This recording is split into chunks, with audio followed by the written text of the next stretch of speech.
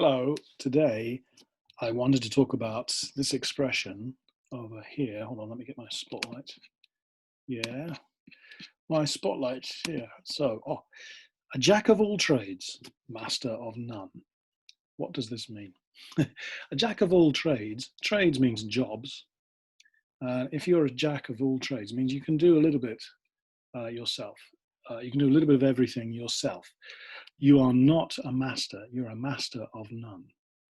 And it's kind of used as an insult. It means you're okay at general things, but if there's something really specific, you're no good. A jack of all trades, but master of none.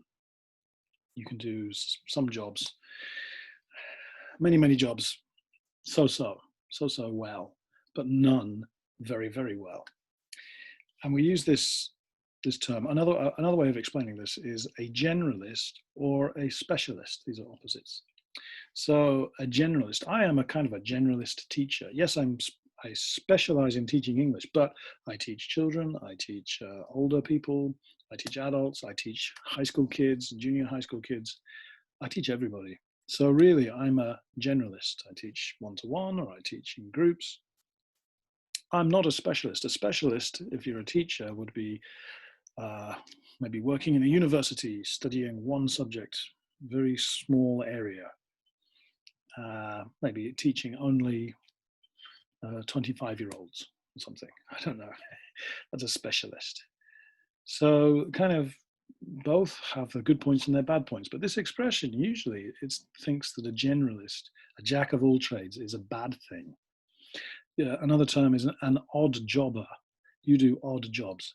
You do occasional jobs.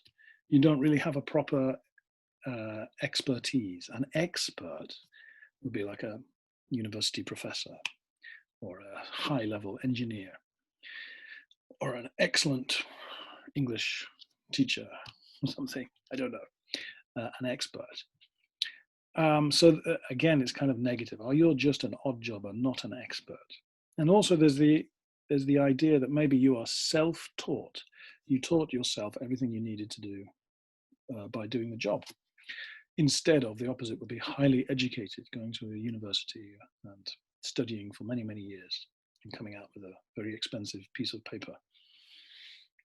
And if you think of animals, a crow is a generalist.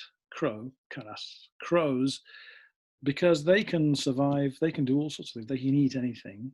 They'll eat rubbish, but they can also go hunting. They will hunt other birds if they need to.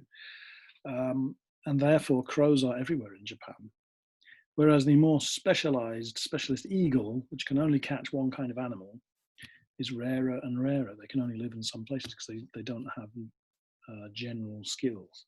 So that's a bad point.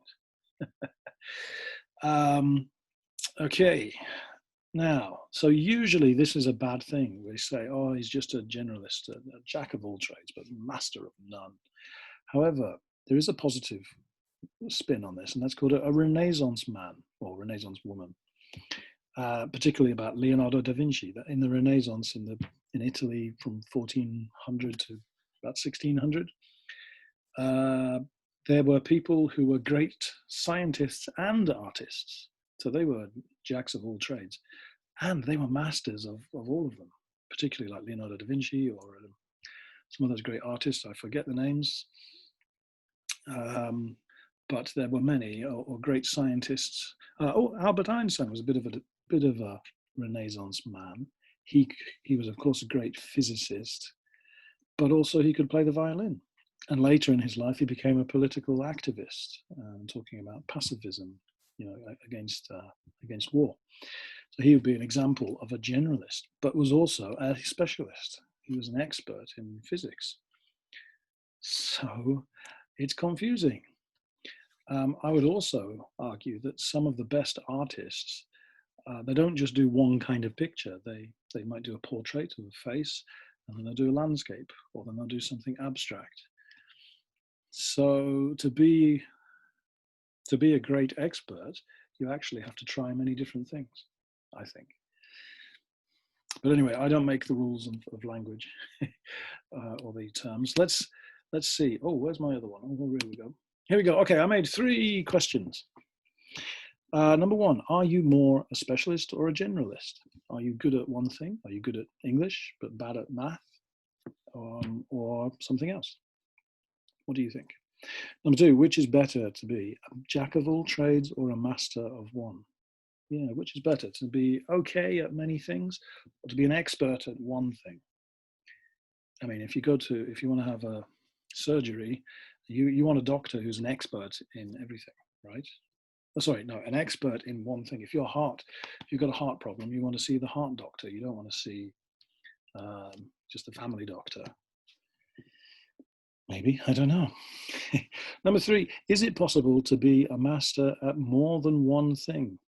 Give examples. Well, I gave an example of Leonardo da Vinci because he was maybe a genius. But are there other examples of people who can be masters of different things, not just one thing? I'm curious. Okay, I've been talking a lot. Have a think about these questions and I'll see you soon. Okay, thank you very much. I'll just turn this off. Okay, see you soon.